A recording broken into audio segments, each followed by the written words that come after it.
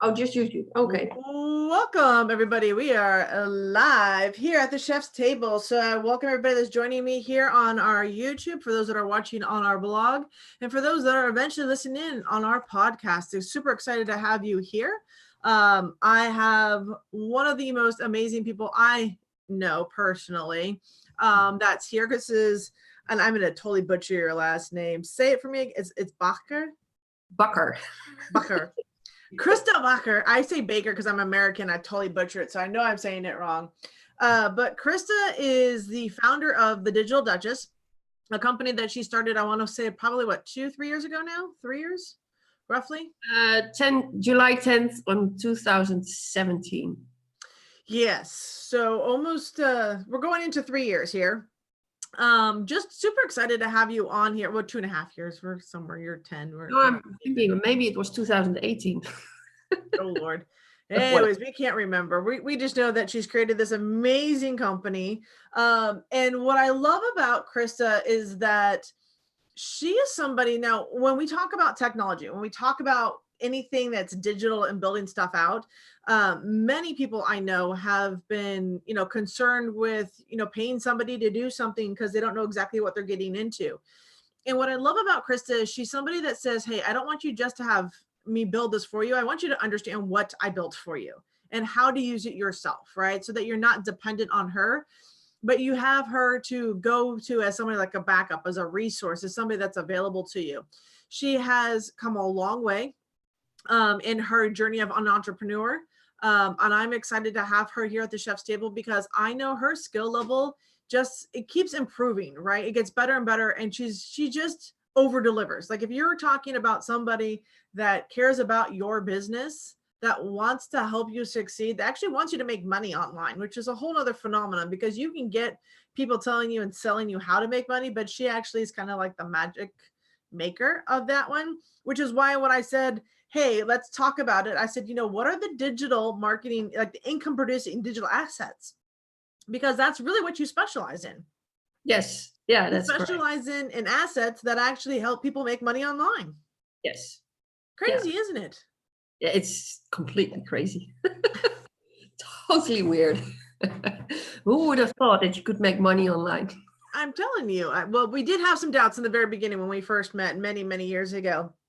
We weren't quite sure if that was actually a possibility. And just today, I mean, just from where I remember when I first met you to where you are now, there's just been exponential growth, right? It's just, you can't even quantify how much you've learned and grown in here. And I know Isabel's joining us here on YouTube, so I wanted to give her a quick shout out for joining us. So one of the first questions I always ask is, how did you become an entrepreneur? It's not like it's like, did you wake up one morning and say, oh, I'm going to be an entrepreneur? Like, what was the journey that kind of got you to take a look at this whole thing? Well, it's funny because I always said, I will never be an entrepreneur. It's nothing for me because I will just play games the whole time. I'm not working. Let me just work for a boss, because then I know what's expected from me and I know we'll go to work. And then, I did play games at work, but that's something else. But, then I'm sure. And then that went well for a very long time. And then at one point I got this manager, and we didn't quite get along anymore, and it was very bad. And in the way that we were screaming towards each other, and he was like, you can't understand that, you don't understand this. And I was like, what? And then I thought, this never, ever, ever again. So I started building a business online, completely different from what I'm doing now. But that shock, let's call it a shock, was big enough for me to say, hey, you know what? I'm never going to work for anyone else anymore. I will work with people, but not for people. And I can tell you that I have never worked as hard as I'm doing now. Crazy. Yeah. I I hear that one. So really for you, this journey wasn't like intended. Like you weren't planning for this for a long time. You didn't say this is what I wanted to do. It really was you were working, you were in your job. And what was you were customer service before, weren't you? Some sort of form. What was it? In IT, customer service manager. So customer service manager. No, actually support manager. So support manager in an IT department. So we're kind of not too far out of your wheelhouse when you talk about the transition you made, right? Which is follow your passion or follow what you're good at, and it just kind of will involve roll out for you, right? Because I do remember that conversation in the very beginning. I remember I do remember you explicitly saying, I want to be appreciated. Yeah. I want to be appreciated for the work that I do, and I want to be, acknowledged and paid for what I'm worth to be doing the work that I'm doing. Yeah. Yeah. So now you're in this mindset, right? You said, hey, I don't want to do this. Did you just turn to the internet and say, hey, I'm building a business? Like, did you go to YouTube? Like, what happened? Well, I had this friend who said, you know what? I have this new stuff. You have to try it. This is something for you. So I went to this, it was in a hotel, in a room, a presentation. And I thought, this might be it. This might be my ticket to freedom. So I joined a network marketing company, and I was going to build a network marketing company. That was my thing. I was going to do it. And then? Well, it didn't work. It sucked. No, I live in the Netherlands. So in the States, people are open for new opportunities. They see possibilities where there are possibilities. In the Netherlands, people see problems. Oh. People see, not everybody, of course, but in general, network marketing, no, that's something where you make money on your friends' backs. Ah, okay. General idea in the Netherlands. So talk with that. Of course, I burned through my warm market pretty quickly. And then I decided to go search online because there had to be a way. And I found a book, a company. I found you. Weird. Yeah. And that's what the whole thing started. So you found a book, you found a company, found something online, which I promise you is probably a very similar story to a lot of those that are watching from any walk of life for any business. There is a sense that you would go to the internet to search, right? I'm pointing this out for a reason, everybody.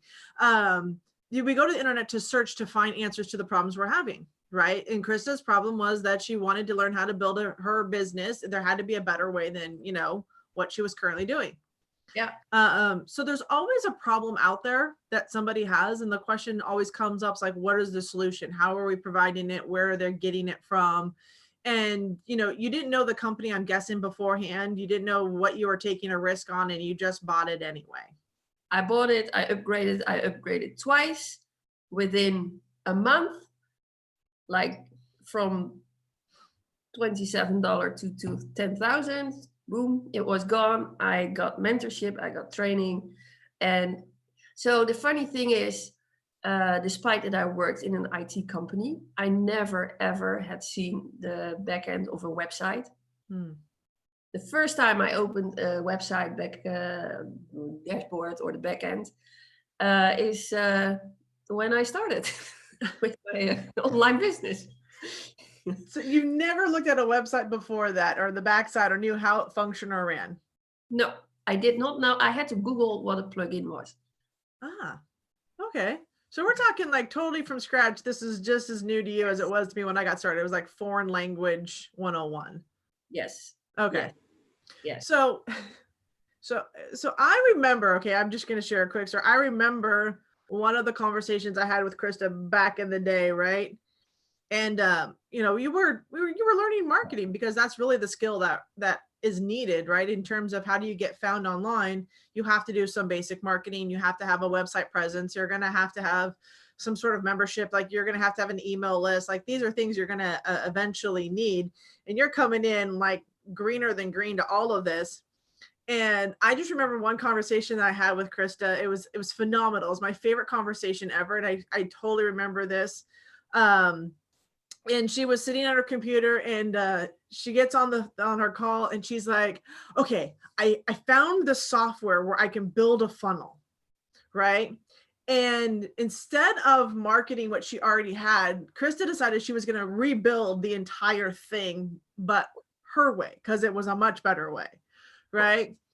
And it was so fascinating because she walked me through everything, what she was talking about, what she was clicking on, why she thought it was better, what she was going to do with it, the gamification. Like, it was just fascinating to sit here and listen to her explore this like new world, right? And I knew pretty much from that moment where Krista was going to go, because it was inevitable, right? As much as I thought she was going to be building a network marketing business, or as much as she thought she was going to become a top affiliate for companies, that just wasn't going to be her thing. So you started playing with websites. Like, what was that like for you? Oh, that felt like being an explorer, or, you know. So the thing is, I have a designer background and a technical background.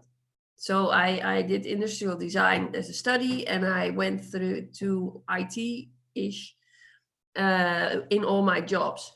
And building websites is the perfect combination, because I can make things pretty. I like to make things pretty. And I like to solve technical problems. Really a match made in heaven, isn't it? Yeah, for me it is. Absolutely. Yeah. So has this journey that you've been on been easy? Like, has it been like smooth sailing since the moment you started into this whole thing? Have you been like income producing machine? Because that's like the world we all live in. Like, you jump online, you should be able to make money forever. Instantly. Yeah. No. So the first year, so the first 6-7 months I was paying, and we had a big debt, and we just needed a quarter of the debt, finish it, and I stretched it back up to we couldn't get any lower. That was the lowest point. When we were at the lowest point, that's when I started to make money, funny enough. Well, usually what I found in talking with everybody, usually it's the lowest point that forces you to realize that you need to start producing activities that make you an income, right? It's like, what is your skill set? What are you going to start charging? How are you going to start making money inside of this? Yeah, exactly. Stop playing and start working. Start working. Yeah. So I know I had the opportunity to work with you inside of a company, and you became like the top tech support person, really, in just solving a lot of the technical questions. And for those that were setting up their website for the first time, their blog, funnels, what did you learn through that process? Oh, I learned so much. So it's amazing that a lot of people are afraid of clicking. I always say you cannot break anything. It's not possible. Of course, you can break a website or a membership site or whatever, but you can also fix it. So so I always advise people to be clicker happy and just click on everything. But most people don't dare that. And I just learned all different software. Different autoresponders, plugins that were better for this or for that, membership sites, the whole thing, everything passed by. And was another opportunity for me to learn more. Yeah, so one of the things I always will point to is that you'll learn how to serve people when you start having conversations with people. Yeah, exactly. Because if I think one of the things that I point to a lot is that when you start asking people questions, or when you start getting people into a group and you start finding out what they're dealing with, and you're then able to start solving the problem, you can then come up with the solutions or present yourself as the solution. Exactly. Right. Yeah. So you got into website design, in kind of a back-ended way, which was really interesting. I just remember you saying, hey, there are people that need a website. How can I help? And I loved that about you, because it's very much in the world of being a servant leader, right? It's like, how can I serve others so that they get what they want and in a timely manner? Like, that is the beauty of the whole thing, right? Yeah. So you started websites, and then, so tell me this journey, because I'm still a little, I'm a little lost now. When we talk about the digital producing income assets, what do you consider digital producing assets? Like, what should you have if you're going to really be building online? Well, if you are building a business online, what you need is create a list. So you need to create a lead magnet of some sort. You need to collect other people's email addresses. And you do that with the lead magnet, which is basically a digital gift, a list of whatever, or an ebook or something that you can give that people will say, hey, I'm going to give you my email address. And then you give that in return. So you need to build that. That is the most basic funnel that you need to have. And then if you have the email address, you need to start emailing people. Because people will buy from you if they know, like, and trust you. If they opt in once and then you do nothing, they forget you. So you need to keep getting in front of other people's eyes. You need to stay connected with the people on your list. Even as an affiliate marketer, if you are an affiliate marketing and you are using other people's lead magnets to grow your list, then still they will start sending emails to your people. But you need to do that too. Otherwise, you're spending time and money on generating leads for someone else. Because, that's how affiliate marketing works. And that's a waste. So the two main things that I think that you need to have is a small funnel and an autoresponder. Yeah, I would agree 100% on that one. There is something, and we talk about it. I think, honestly, Krista, you can argue with me for those that are watching. I think the word value is overused and misunderstood. Yeah. Right. You have anything to add to that? Yeah. So the thing is, when you are adding value, you just need to add or give people what they want, give them the information that they need or what they are asking for, and not just whatever. Yeah, there is an intentional, right? It's like being intentional, add value, like really, what are people looking for? What are the problems that people are going to the internet searching for? And can you provide a solution inside of that? Yeah. Right. Now, one of the questions, and I know Charlotte's watching us and joined us, and she asked us, do you have to use paid to generate leads, or can you do it organically? Oh, you can totally do it organically. Yeah. There are, you teach with Pinterest, part of it paid, but also organically. Facebook getting a bit difficult, but it is possible organically. You just need to, organic. So you either pay with time or with money. True. You cannot generate leads for free. That's just not happening. It's either paying with time or with money, and organically you're paying with time. And if you use advertising, you're paying with money. Yeah. So, but LinkedIn is a great one. It's just, there are a lot of people starting on TikTok. I don't know. Yeah. I'm still trying to figure out TikTok. That one's still, maybe I have to find somebody that is like a professional TikTok, but that still throws me a little bit. But you point to this, that's really, it's a really critical piece though, right? And one of the reasons that I love what you do is that you do talk about, build a website and build your online presence, because I remember having this conversation the other day. I brought a group of ladies on, and we're, social media managers, video branding specialists. And I was like, a blog post with an opt-in brings in free leads. Yeah. Like, it doesn't cost me anything to share content and value and learn how to rank for social media and search engine optimization, right? I think, there is plenty of organic ways to get found, and everyone is so I think so focused, and this is kind of outside the conversation, but I think everyone gets focused on the traffic and the paid advertising as if that's going to be the easy button. I think that's a difficult button, actually, in my opinion. Yeah. Because, I think, yeah. Go. Why do you say that? Why do you think advertising is the difficult button? I want to hear this. Everybody wants to hear this one. Go. Well, so maybe in the old days it wasn't, but now there are a million advertisers, or I don't know how many, but a million advertisers on Facebook, and they're all, especially in our niche, they're all advertising to the same audience. So instead of that, it's just you showing your flyer and around, and hey, this is me, and this is what you need to have. There are 10,000 people showing the same things to the same people, and you just have to find the right tone and the right image, the right content, the right everything in order to get noticed.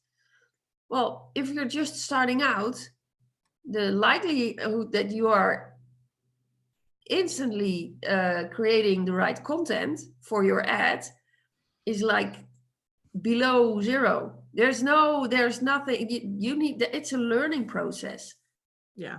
Just as you had to learn how to read and write, you also need to learn how to write for an ad or how to write for in anything. So the problem with ads is just, or what I think is the problem, is that it costs money to learn a lot, because you will make a lot of mistakes, and then at one point you will hit it. But that can take a long time. Yeah, I agree with that. It does. Been in Jenny Stevens has joined us, so hello, Jenny. Yeah, and even Charlotte says, it costs even more as a realtor, right? It takes something to learn the skill of marketing, right? An ad is, for me personally, an ad is the end game of marketing, right? Yeah. Because in the process, if you're going to be online, there is something to learn about a blog. Like for those that blog, trust me, blogging is not like the easiest thing in the world for me to do. It takes something to do it, and I get better at it, right? The learning of how to write headlines, how to write those ads, right? That is, in the side of the process. But what are you providing for the offer? What do you bring to the table? What are you promising? What are you recommending? If for affiliate marketing, it's really about, why would you recommend this? What did it do for you? Yeah, exactly. Right.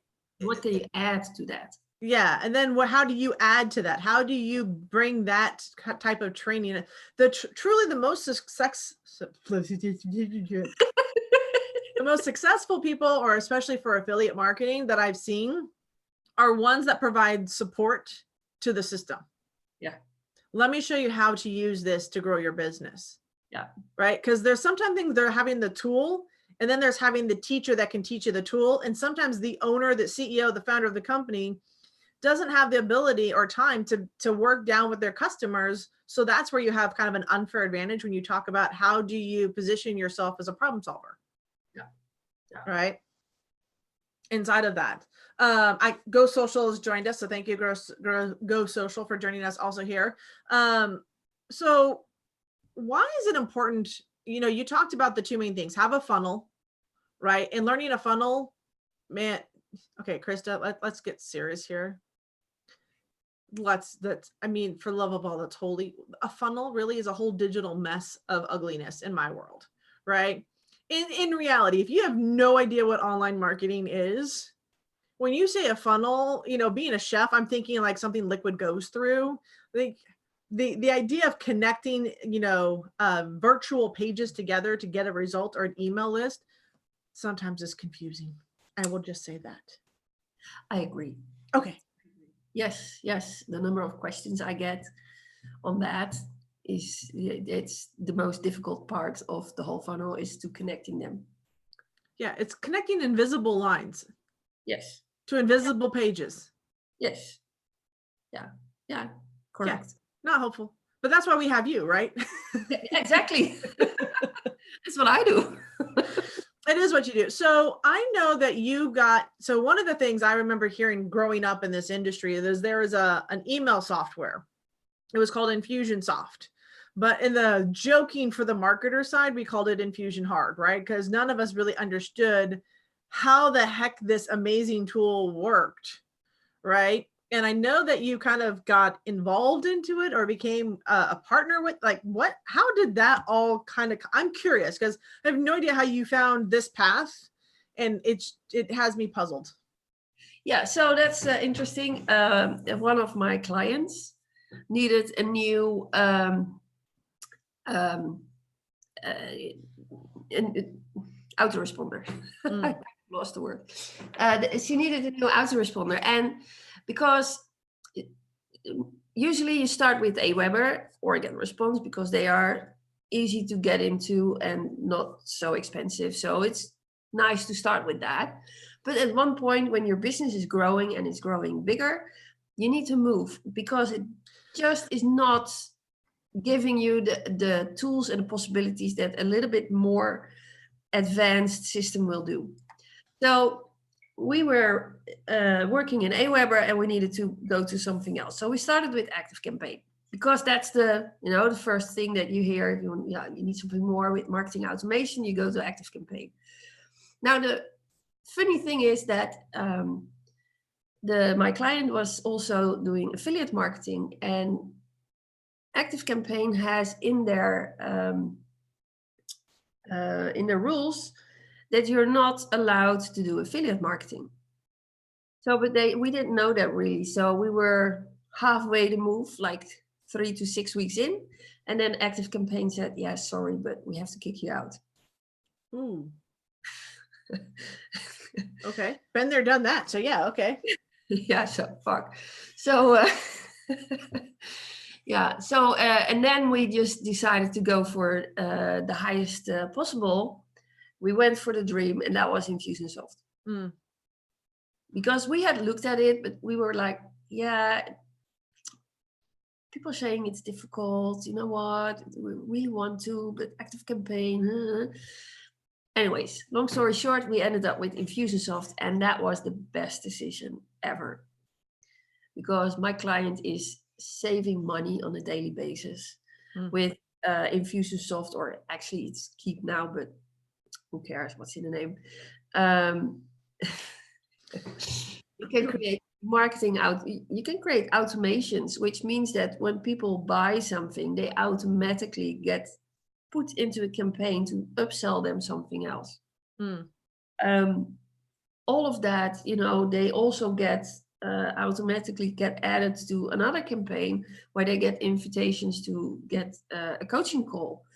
There's a lot of automation that's going on there also, and that's maybe a little bit more the technical part, but when you have a high ticket program, you want people to sign a contract when they start with that gets sent out automatically. When they sign, they get access to their program automatically. No one has to do anything manually because of the possibilities that the automation gives. Now that, of course, is if you have a more advanced business, if you are further along the lines, but it's just really good what the possibilities are. Yeah. Also for when you're starting out, actually. Yeah, so this ties back into again, and it's interesting because there are some people that love the creation of funnels. Jenny, mentioned that she loves puzzles. There are giant jigsaw puzzles, and those are the people you want to reach out to, honestly, in life to find and help you build your business, because outsourcing really is a big piece of the puzzle. You mentioned it, in terms of, yeah, there was a higher cost to some of the tools you're using, but those higher costs actually end up saving you money in the long run, because they prevent you from having to buy more tools, more services, and then figure out how to connect more invisible dots together and get them to work. Seriously, sometimes I've worked with companies that have so many different built-in elements that when one breaks, it's like the whole thing starts to crumble, because then they're trying to do what I call like internet patching, right? To get it all together. But you mentioned something that I think is really key for anybody watching. When you talk about, what are your income producing digital assets that you need online? I mean, absolutely, without a doubt, it's going to be your list. Yeah. Right. You're going to need a list. You're going to need a way to capture email addresses. And I think the second part you pointed to, while you talk about the funnel, it's having a web presence. Yeah. right? You can use social media, you can use that, but I think that's more of a way to get your message out. But ideally, you need to have that social media, or you need to have that brand or that hub or that, I don't know, what do you call it? Online presence, or your base camp, your base, whatever, your online base, something, Yeah. your home, your digital home. Yeah, your digital home. So do you think that businesses lose credibility if they don't have a digital home? Well, not necessarily. Okay. They do. So as a business, as a serious business, you do need to use, you need to have a funnel. I think that's the main thing. You need to have something where you can send people to. Now, if you have a website with a blog, you have a little bit more to send people to, and people can learn more about you, which is very important because people need to know you before they will buy from you. So if you just have a funnel, it's very thin online presence. It's true. Yeah. So I always, I think that the funnel is the most important because you have to generate leads, and then you need to have something to sell.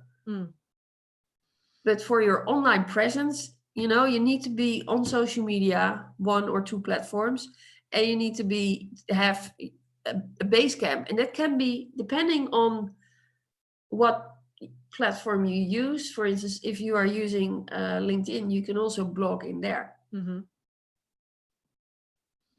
until they close you if you do something wrong. Yeah, until you don't have a LinkedIn account, or they block you, or they drop you out, or something happens in the world, or the site goes down, or whatever. So there's pros and cons. I've seen people build businesses on social media, but I'm also, leery around that, because if that social media site changes its algorithm, changes its platform, changes how it presents information, you have no control over that. No. And you have the most control over if you have your own website. Of course, you're still hosting, you're still using a hosting party, you're still using themes, you're still using other stuff, but still it is yours. Yeah, it's truly your one online presence inside of that. So, there's a third element. Now, we didn't touch upon it because we said the most critical elements, right, are definitely having a way to capture leads. Would anybody agree? I mean, everybody that's watching, I thank you guys so much for joining us live. If you have questions around anything that we're talking about or adding to the conversation, please feel free to jump in. If you have any questions about the business, about what we're talking about in the digital assets, I mean, feel free to ask. This is, I bring in experts like Krista so that you have the opportunity to ask questions. And when I say these are your digital income producing assets, there's no lie. Like, this is straight up what it is.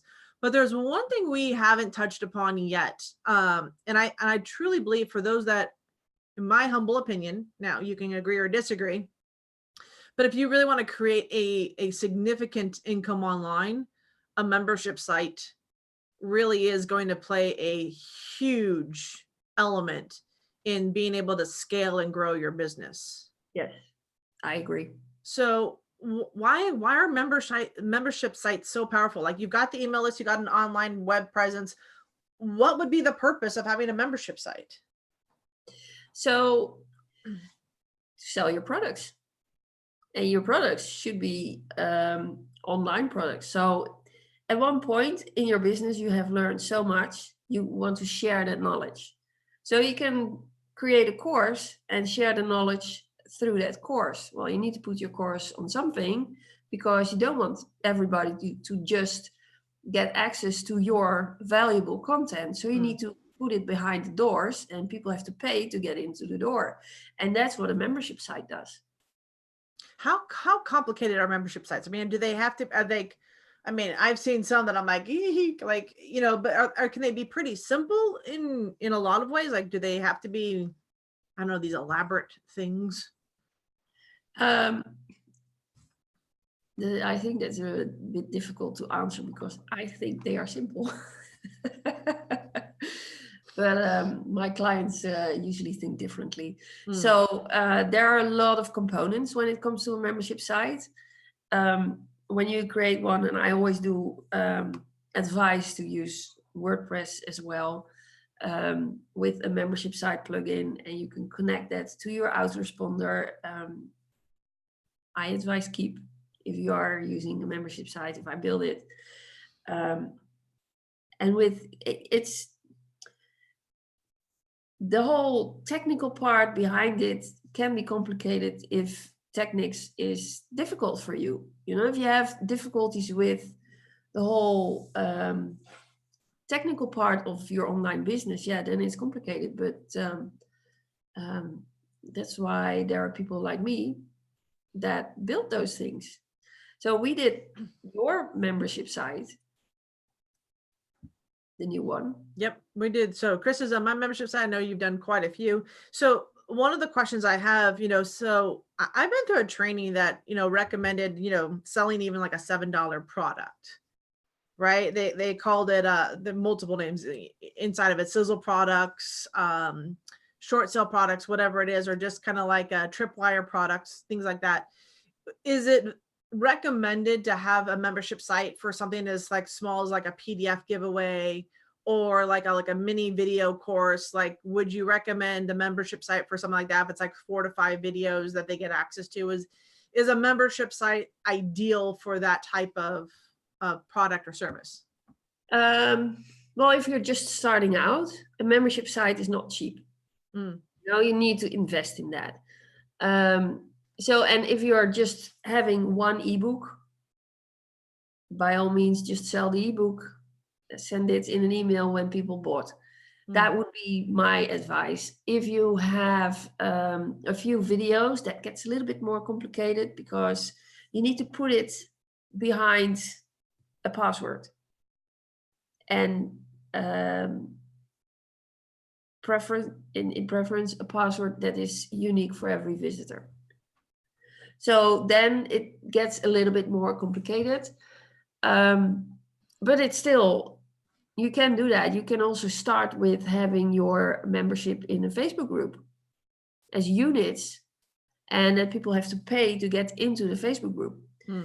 As a start, that's fine. At one point, I would highly recommend moving to something that you own, like your own website, so your own membership site, because it's Facebook.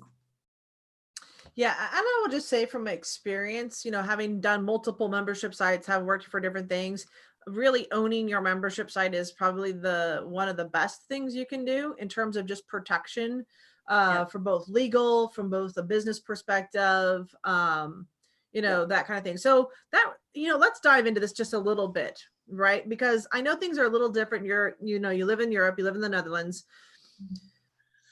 When you talk about putting up a business, now we're talking building digital products, right? We're talking about an email list. We're talking about websites. We're talking about all of this. Like, what was it like for you to build your business? Was there like a company that you had to establish? Like, what the heck did that look like?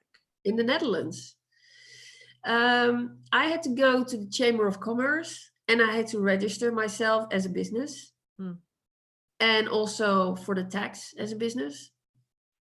And that was it. Okay. One signature. I think I paid $50, something like that, in order to register as a business. Would you recommend people kind of build their business, or at least register their business, whether in Europe or even the States? We have something very similar in the States. We'd have to register or make a payment to say what state we're in for us. Yes, I would do that. So the taxes in the States are weird, in my opinion. Some perspective. For some things you pay tax, for other things you don't. I don't know. So in the Netherlands, you always pay taxes, period. Except when you do business with companies outside the Netherlands. So companies in Europe, I don't have to pay tax over the invoices that I send to those, if they are registered as a tax-paying business. If they're not, then I do need to pay tax. And this is why I love working with the States, for one thing, because that so far, I don't have to pay tax over any invoice that I send to the States. Yay! always a good thing. So, I mean, that's one of the things I remember when you first got started. It was one of the first things you did, especially when you said, "Hey, I'm going to be building my own business. I'm going to be, supporting people. I'm building their websites. I'm building, Yeah. email autoresponders and automation campaigns for them. I'm going to be building out membership sites," which is just, it's amazing what you've learned. But I know, like, one of the first things you said is like, I need to establish myself as a business, Yes. Yeah. right? Yeah. Yeah. Because Yeah. otherwise, it's then a hobby, maybe. Yes. So yeah, it's certainly for the mental, for yourself mentally. If you are registered as a business, it's different than when you are working from home and not registered as a business. Even for more. So I also have a different bank account for my business. Hmm. It's completely separate. It's established. It's boom. It's there. I have a bookkeeper for my business. It's one of the things you would hire, by the way, a bookkeeper. Definitely. But yeah, that is all makes it real. Yeah. I always never say that my little company or I have some projects or a small thingy here or there. No, I have a company. I Yeah. am I have a business. And it's not, I don't make it small because it isn't. No, it's a huge piece. Yeah. And it's, even in the beginning when we started this conversation, for those that missed the start of this, Krista said, I worked for somebody else. I had my job and I was, getting a paycheck. I never said I want to be an entrepreneur. But you actually say you work harder now than you did when you worked for somebody else. Yes, because if I work an hour extra, I get an hour extra paid. Hmm. And if I work an hour extra, it's because what I do, I love. Yeah, for one. And the other thing is, it's for me. I'm building my business with my business because I'm building my business and because I'm doing a good job. We can move to a bigger house. It's huge. This is one of the last weeks that you will see me with this clock behind me. Because in 2 weeks we're gonna move. Yeah. And that is something when I started my business, even in the beginning of this year, we had no idea that it was even possible to buy another house. But we paid off our debt and then the world opened. I would never have been able, okay, I wouldn't have created such a big debt if I hadn't started my business, but I would never have been able to pay off as fast as I did if I stayed in my job. We would still be paying for that little debt that we had if I was still in my job. Yeah. So there's just a whole world opened up to you the moment you became an entrepreneur and you started treating it like a business. Yes. And I love what you said about that. It's like, this is my business. I don't belittle it. I don't make it small. This is my business and his work. And, Jenny said it too. It's like, yep, it's 100%. We deserve the best of our work, right? We put the best foot forward. We should get paid for what we do. And I think that's a lot of what we look at as entrepreneurs is that we want to get paid for the efforts that we do, right? It's, there's expertise. There is a ton of expertise that Krista has. Her years spent in the trenches, digging through, clicking buttons, figuring things out, problem solving for clients when there wasn't a solution presented to her, being resourceful. I know that you've gotten coaching. I know you've gotten into courses. I know that you've done a lot of, self-development. I know that there's, hours and hundreds and thousands of dollars put into you to be able to provide the best experience for those that work for you. Yeah. Yeah. And I have, since I started working in my jobs, I have been something in IT. Mm-hmm. I'm not trained as an IT person, but I was always sitting next to my colleagues who were solving the problems because I wanted to learn. I wanted to see what they did so that if the problem occurred again, I could fix it and I didn't have to bother them. But that experience, that's 20 years of experience watching other people build stuff. That I take that with me. I'm using things now that I learned in my job. I would never ever have thought that would happen. Because of your life experiences, right? You're the job that you said, I don't want to do this anymore, I want to be an entrepreneur, is actually helping you support, build, train, and provide an extraordinary service for those you're working with now. Absolutely. Yes. Crazy how it all ties together, isn't it? I know, it's amazing. Yeah. Yeah.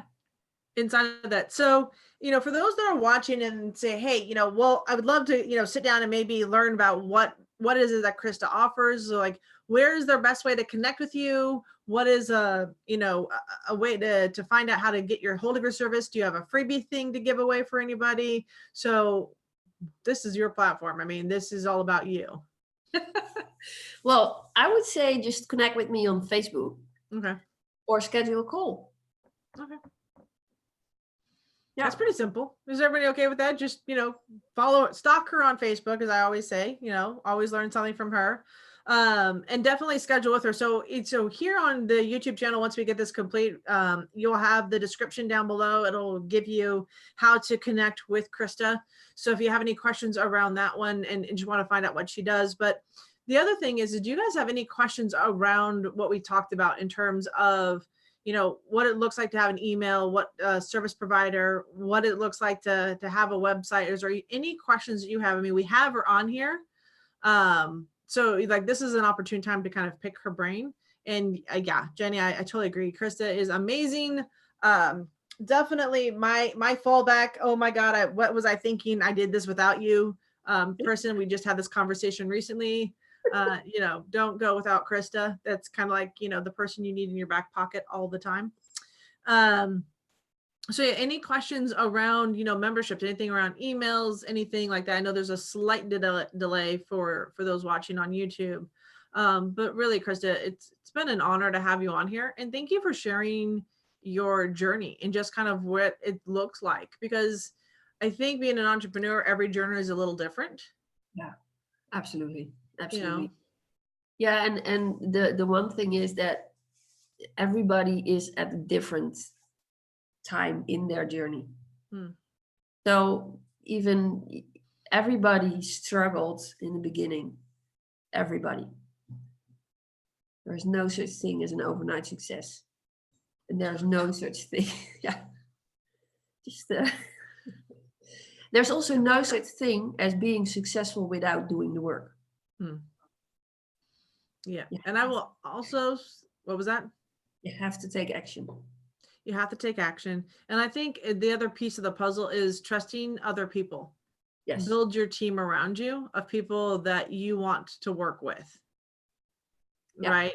You talk about, sometimes, and we will, many of us will go and buy courses, products, and trainings to get our hand on, to learn how to build our business. And then there's something about, either meeting people locally, getting recommendations. I know for like Charlotte, who's, in real estate, recommendations, referrals, those are the biggest pieces of the puzzle. We didn't really talk about that because everyone gets wrapped around, advertising or organic, but a lot of the times we're being referred is one of the biggest compliments you can give people for their expertise and their knowledge. Yeah. Yeah. 95% of my clients is through referral. No. Yeah. Yeah. Maybe, still. Yeah. Maybe even 100%. Yeah. And I would say that's true because as we talked about earlier, Krista was not a successful marketer in terms of what she was learning. But what she brings to the table and having gone through that education is that she understands marketing. Yeah. So when you have somebody that understands the fundamentals of how marketing really works, how do you want to bring people into your business? How do you want to bring people to your website? How do you want to bring people to your membership site? How do you want to get people on your list? Having somebody that has that copywriting, that marketing skill makes them twice as valuable as just hiring somebody to build a website for you. Yeah. That expertise that you bring to the table, Krista, really sets you like miles. I mean, we're talking kilometers upon kilometers, because I'm using her language. It stands out because you don't find that blend. And when you say you've got a design background, an IT background, a marketing understanding, how funnels are to flow, it's it's worth every penny to not have the headache to have a Krista in your life. Seriously, you know? So really, I thank you for taking time out of your day. I know that you have family and that they got kicked out of the house during this time period, so you could be on here live with us. Yes. You know, I appreciate everything you do, for everything you've done for your clients, for everything you're doing for me. You know, and I can't recommend you enough, honestly. Thank you. You know, I'm blessed to have you in my life. Yes. Well, likewise. And it's amazing. It's an honor to be here. Thank you for inviting me. For being good enough to be on the chef's table.